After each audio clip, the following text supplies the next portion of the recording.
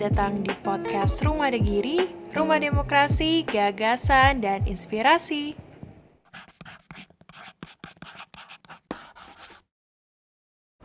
Halo teman-teman podcast Rumah Degiri, balik lagi di podcast Rumah Degiri bersama saya Sally Ivanka. Nah, kali ini kita akan membahas sesuatu yang menarik dan berbeda dari biasanya. Kita akan membahas terkait dengan buku bersama dengan pakarnya buku ya mungkin ya. Di samping saya ada Bu Uut. Halo Ibu. Halo Celia. Apa kabar hari ini? Baik, alhamdulillah. Cantik banget ya hari ini dengan baju nuansa biru kayak gitu. Jadi dengan aura-aura yang positif. Oke, amin. Biasanya kan kalau misalnya biru tuh melambangkan kesetiaan, loyalitas. Kesegaran mungkin ya. Iya, segar. Nah, Ibu, hari ini kan kita sudah launching buku kemarin, pada hari Senin kemarin itu launching buku terbarunya Untak Banyuwangi Bipras kayak gitu. Nah, bukunya ini tentang apa, Bu? Boleh ditunjukin dulu nih. Oke. Judulnya apa nih? Judulnya Literasi Ekonomi. Literasi Ekonomi. Nah, ini buku ini latar belakang dibuatnya tuh gara-gara apa, Bu? Apa tiba-tiba pengen untuk membuat terkait dengan literasi ekonomi atau ada fenomena khusus yang membuat Ibu dan rekan-rekan itu membuat buku ini? Sebetulnya ini berawal dari masalah atau yang sedang terjadi sekarang ya, pandemi begitu istilahnya. Buku ini berawal dari kecemasan mahasiswa, begitu kecemasan pedagang. Dan tapi yang paling utama adalah buku ini sebetulnya asbabun nuzulnya ya istilahnya ya. Di balik buku ini adalah sebetulnya buku ini tentang hasil menulis artikel di kelas bahasa Indonesia waktu itu. Ada 46 mahasiswa ya yang menuliskan tentang fenomena-fenomena yang terjadi, bagaimana pedagang menghadapi pandemi dan sebagainya seperti itu. Intinya sih seperti itu. Makanya kan di tagline-nya ada catatan literasi ekonomi di Banyuwangi. Jadi bagaimana pedagang itu menghadapi pandemi, setelah pandemi itu seperti apa, pada saat pandemi mereka seperti apa begitu. Laris nggak jualannya, terus masalahnya apa, seperti itu. Jadi mencakup keluh kesah orang-orang yang ada di Banyuwangi terkait dengan pandemi ini, khususnya terkait dengan ekonomi. Betul sekali, gitu. Apalagi Bu Uut kan juga memang dosen ekonomi. Iya, betul. Iya kan? Dan juga bahasa Indonesia kan waktu itu. Jadi sebenarnya sinkron gitu. Iya, menulis artikel, mahasiswa terjun langsung, observasi langsung di pasar, di UMKM, kemudian di manapun lah di sektor-sektor ekonomi. Bahkan ada yang dia itu sebetulnya pelaku ekonomi juga. Jadi dia menuliskan catatan-catatannya tentang literasi ekonomi. Ayahnya yang istilahnya itu apa sih kalau wirausaha ya? Iya, wirausaha produsen mebel. Karena dampak tidak seperti itu. Dia menuliskan cerita tentang ayahnya, bagaimana struggle atau menyikapi tetap bertahan di saat pandemi begitu. Maksudnya adalah sebetulnya awalnya menulis tentang artikel, tapi kok eman gitu ya kalau bentuknya cuma artikel saja. Akhirnya di kelas, di pasar, dimanapun di sektor ekonomi dibukukanlah oleh Bipres seperti itu awalnya. Itu proses untuk membukukannya buku dari artikel-artikel semua mahasiswa itu untuk menjadikan satu buku itu butuh proses pastinya ya. Betul. Terus prosesnya seperti apa nih, Bu? Waktu dari awalnya Ibu melihat tiba-tiba artikel yang begitu banyak dan sangat menyentuh, kemudian Ibu berpikir bahwa ini layak untuk kita terbitkan menjadi sebuah buku karena sayang banget artikelnya kalau misalnya kita buang begitu aja. Betul, benar kan, Bu? Benar sekali. Terus gimana prosesnya untuk menjadi sebuah buku? Pasti kan nggak mudah ya. Tidak kan, mudah, betul. Sebuah buku. Ada 46 kepala begitu. Jadi memasukkan lah istilahnya ya, memasukkan 46 kepala ke dalam satu wadah itu kan susah juga ya. Benar. Banyak sekali tulisan yang mungkin ada bahkan yang belum pernah menulis sama sekali, Celia. Belum pernah menulis, kemudian artikel itu apa sih, Bu? Bedanya dengan catatan apa, bedanya dengan esai apa dan sebagainya seperti itu.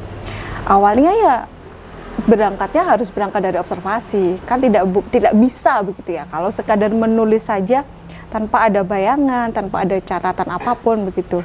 Nah, tujuannya observasi tadi itu adalah untuk memberikan makanan untuk otak gitu loh. Kira-kira apa sih yang bisa dituliskan dari hasil observasi gitu. Karena ada waktu 6 bulan, bahasa Indonesia kan 6 bulan ya Celia. Celia kan 6 bulan ya, 1 semester begitu ya.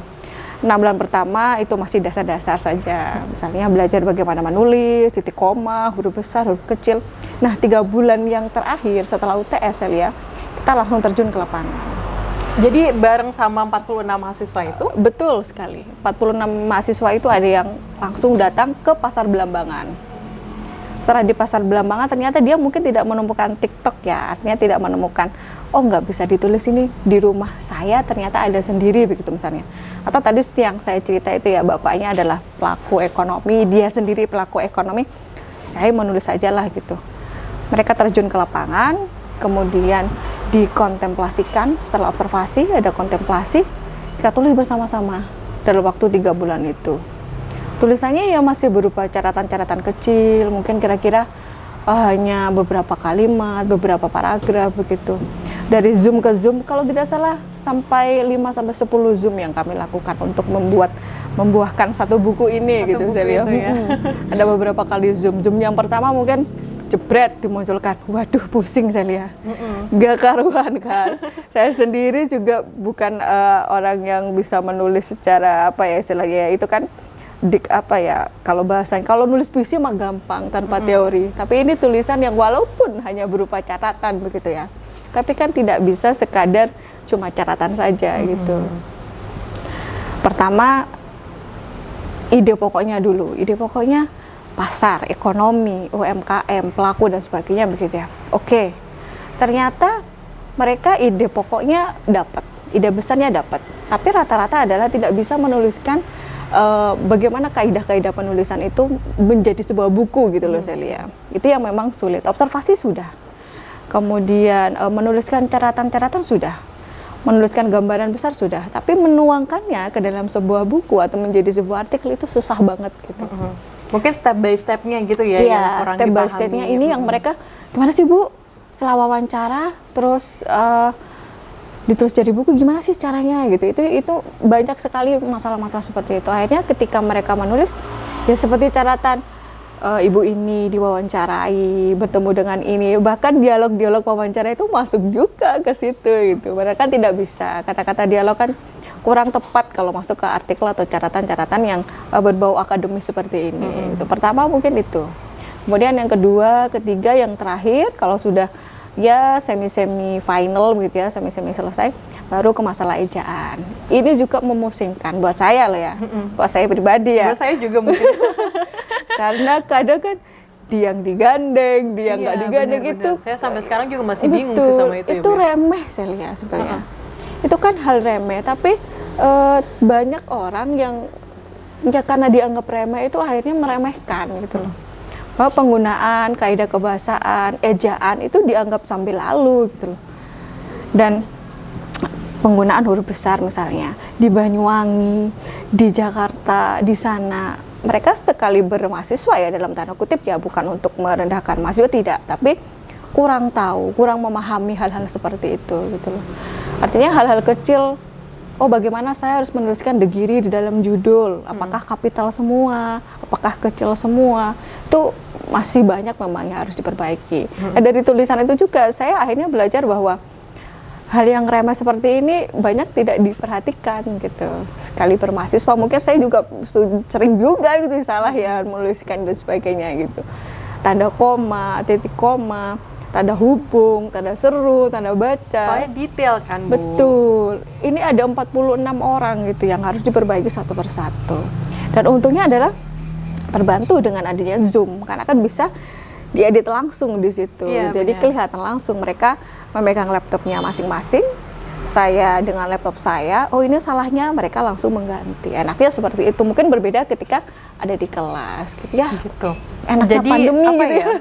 Keefektifannya daring itu sebenarnya bisa dirasakan sama beberapa pihak yang ngerasain Betul. enak sih kalau lebih cocok ini buat daring, tapi ada Sisi beberapa lain ya, ini sisi lainnya ya. Bener, Sisi tapi ada lainnya beberapa begitu. mungkin mata kuliah yang emang lebih Tidak cocok bisa. untuk luring kayak Betul. gitu.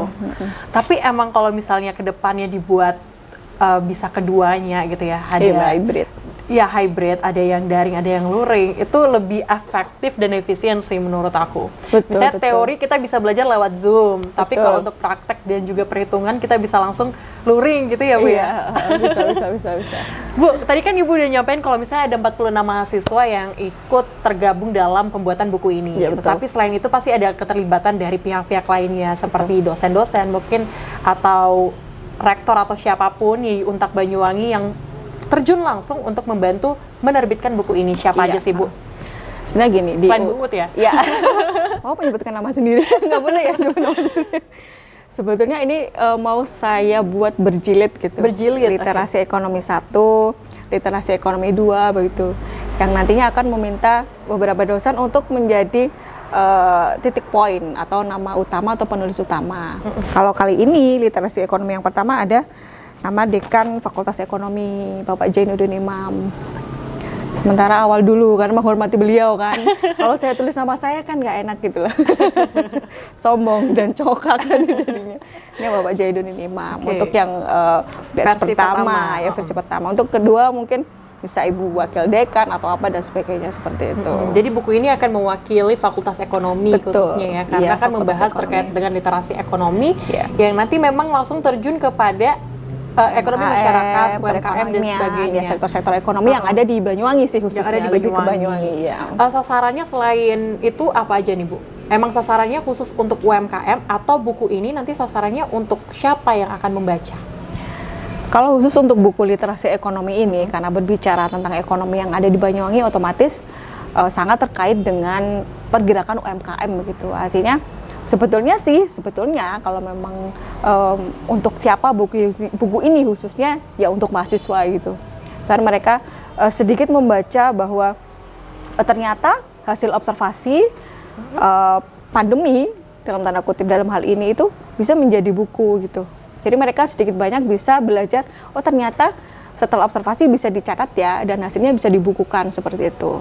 Tapi di sisi lain juga buku ini berguna bagi masyarakat, mungkin ya orang-orang yang terdampak ekonomi, UMKM dan sebagainya. Mereka mungkin yang disebut di sini kan ada beberapa yang disebut bisa tersentuh, oh ya karena pandemi ternyata bisa ada buku ini ya, seperti itu. Gitu. Jadi ini menjadi sebuah histori kenangan betul akibat sekali, dari pandemi 2 tahun gitu ya. Ini adalah keluh kesah dari UMKM lokal, UMKM Banyuwangi yang Betul, ditulis Celia, oleh mahasiswa langsung kayak gitu bersama dengan dosen-dosen dari Untak Banyuwangi. Betul, Celia. Nah, ini kan juga berkolaborasi bersama dengan Rumah Aspirasi Rumah Degiri, Rumah Aspirasi ya Bapak Soni Tridana Paramita.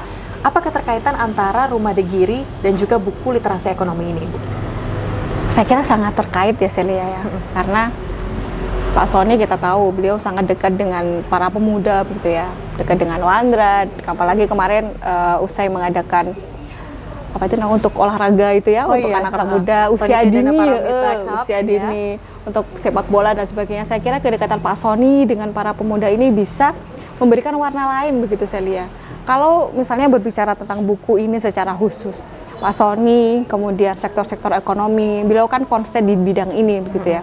Kehadiran Pak Soni ini bisa memberikan warna lain, mungkin semacam memberikan penyemangat begitu ya. Itu secara khusus. Kalau secara umum dalam penerbitan buku, Pak Soni ini kan orangnya sangat karismatik dan berwibawa kalau saya melihat Pak Soni begitu ya. Dengan kehadiran Pak Soni, kemudian memberikan wejangan, memberikan nasihat, memberikan masukan yang mungkin kalau diberikan nasihat atau masukan oleh dosennya kan sudah biasa. Tapi ketika Pak Soni merangkul terutama para penulis ini, kan nanti bisa jadi ada penulis-penulis lain gitu yang tertarik juga untuk menulis di Bipres atau menulis dimanapun di media dan sebagainya seperti itu. Karena gini saya lihat, selama ini orang membuat buku itu masih asing begitu.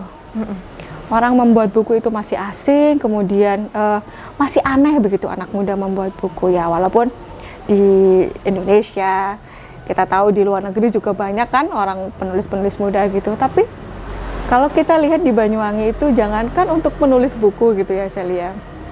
Untuk memilih buku, mohon maaf, kadang untuk membaca buku itu kan masih susah. Pola kita membaca, pola kita menulis itu kan masih susah. Saya berharap besar dengan kehadiran Pak Soni, dengan rangkulan Pak Soni itu terhadap mungkin Bipres dan para pemuda juga mahasiswa ini khususnya itu bisa memberikan warna lain gitu Celia. Bisa istilahnya nulis itu penting, nulis itu meninggalkan jejak, kata yang saya lebih meninggalkan atau menorehkan sejarah. Kita tidak tahu akan apa yang terjadi gitu dengan buku ini 5 tahun ke depan, 10 tahun ke depan gitu. Walaupun mungkin tulisannya ya sekadar tulisan, sekadar hasil observasi, catatan-catatan kecil begitu ya. Tapi orang akan tahu, oh ternyata pisang Ambon atau penjual pisang Ambon yang ada di Pasar Belambangan bisa masuk buku gitu. Apakah yang nulis tidak bangga? Apakah penjualnya tidak?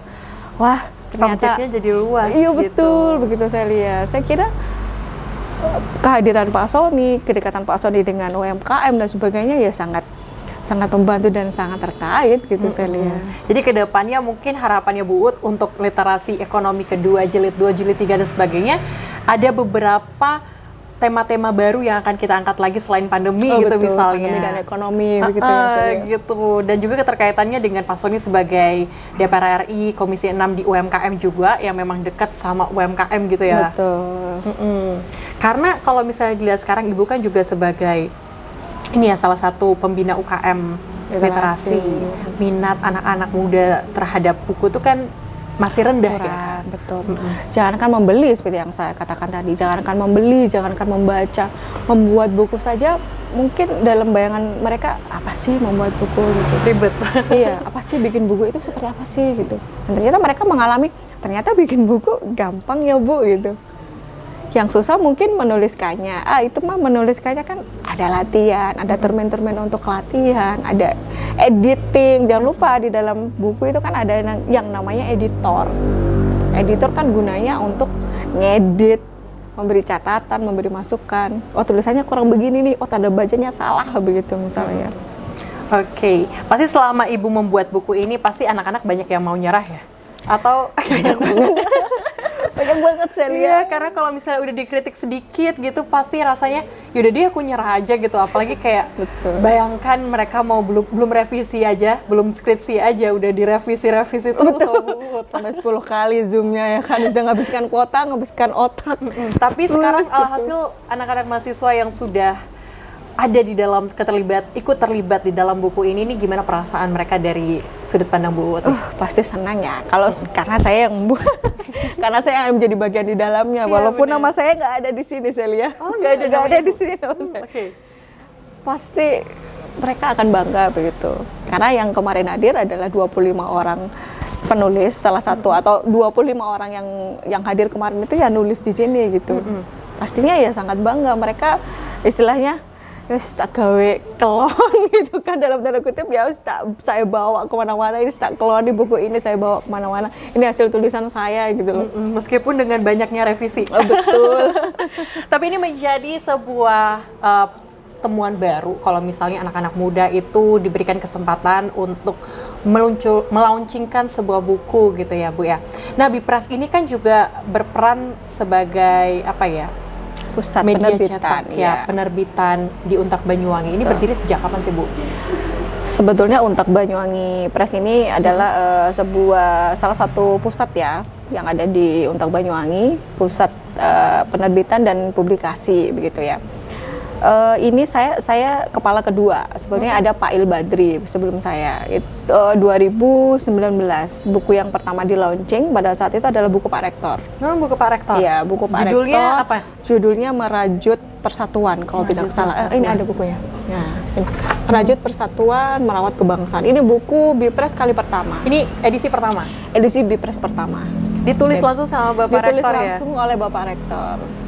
Saya ikut andil sedikit untuk mengedit pada saat itu. Jadi ada nama saya di situ. Oke, siap. Tapi ini sudah banyak sekali buku yang udah diterbitkan oleh Bipras ya Ibu. Iya. Terbaru sebelum literasi ekonomi adalah buku Banyuwangi Rebound. Betul, Banyuwangi Rebound. Saya juga waktu itu ikut waktu launchingnya buku ini, karena buku ini juga bercerita tentang bupati. Ada ekonomi juga di dalamnya dan Banyuwangi banyak hal. seperti apa begitu. Saya punya ini buku ini di rumah. Mantap. Dan waktu itu kan Pak Sony juga terlibat ya untuk memberikan sebagai pembaca ya kalau nggak salah. Ya, pemberi testimoni istilahnya. Iya, testimoni. Tapi pada saat gitu. itu Pak Sony tidak bisa hadir. Jadi lagi Videotron di luar kota. Dan ini juga ada surat untuk Bupati Banyuwangi. Jadi kalau di Bipres itu ada beberapa buku kolaborasi begitu saya lihat. Nah, ini kolaborasi puisi pada saat itu Hari Soekarno. Jadi isinya tentang puisi-puisi para anak bangsa. Jadi judulnya Bung Karno dan 101 puisi anak bangsa. Wah, luar biasa. Ini anak-anak Untak atau gimana Tidak ya? hanya Untak, tapi seluruh Indonesia. Seluruh Indonesia. Berarti ada komunitas atau gimana itu? lewat UKM literasi, menyebarkan literasi untuk menyebarkan informasi dan informasi. Ontak Banyuwangi tentunya. Oke, berarti buku ini sudah launch ke seluruh Indonesia berarti? Betul, ada beberapa kolaborasi dengan anak muda terutama ya. Dari puisi ada, cerpen juga ada, Merdeka Kala Corona, itu buku kalau tidak salah 2 tahun lalu untuk merayakan kemerdekaan RI pada saat itu yang ke-75, jadi isinya adalah 75 penulis dari seluruh Indonesia. Paling jauh pada saat itu dari Aceh saya lihat. Dari Aceh? Iya, ketika Wah. meluncing ya ini dampak pandemi yang kami rasakan enaknya ya. Iya. Ketika meluncing buku bisa lewat Zoom. Jadi yang Aceh itu bisa datang, bisa ikut serta. Bisa menyaksikan Betul. secara langsung gitu. Jadi dia Launching merasa buku. bangga juga kalau misalnya Sekali. dia salah satu orang yang terlibat dalam buku yang dibuat oleh Bipres Untak Betul. Banyuwangi. Berarti Bipres Untak Banyuwangi ini sudah menyeluruh se-Indonesia berarti ya. Amin, semoga. Total sekarang ada berapa buku sih yang udah dibuat, Bu? Total ada 21 buku. 21 buku dalam kisaran 3 tahun Dalam ya? kisaran, ya 2-3 tahun 2-3 saja. tahun 2-3 ini. tahun.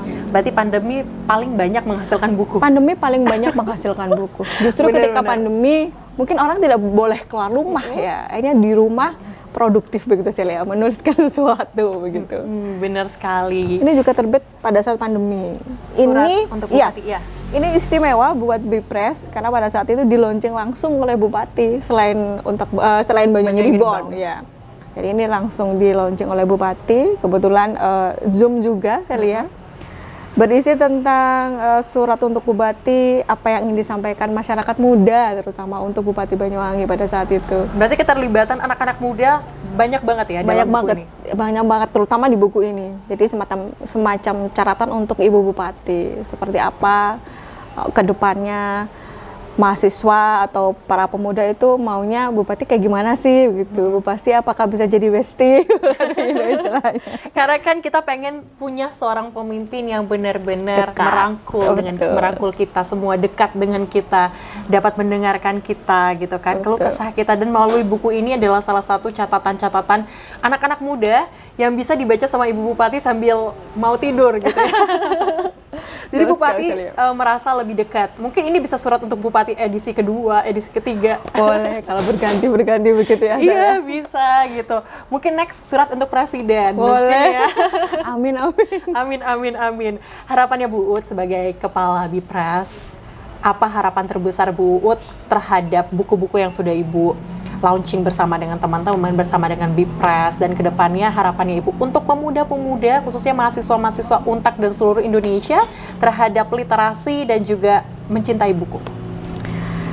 Pertama dan paling utama adalah literasi terutama ya. Itu kan orang masih asing mendengar kata literasi gitu ya. Bahkan kata literasi itu baru beberapa saat masuk ke dalam laman. Kata literasi ini mungkin kalau tidak salah sekitar tahun 2000-an baru didengungkan dengan adanya literasi sekolah dan sebagainya. Kenapa terutama di Banyuwangi dan kota-kota yang sedang berkembang begitu ya, literasi ini sangat didengungkan karena seperti yang saya sampaikan tadi Celia, membaca buku, membuat buku dan sebagainya itu masih asing di mata kita begitu. Dengan adanya buku, dengan adanya literasi begitu ya, kita memberikan sesuatu untuk peradaban. Kita menorehkan sedikit sejarah untuk peradaban Banyuwangi, peradaban Indonesia, mungkin peradaban dunia.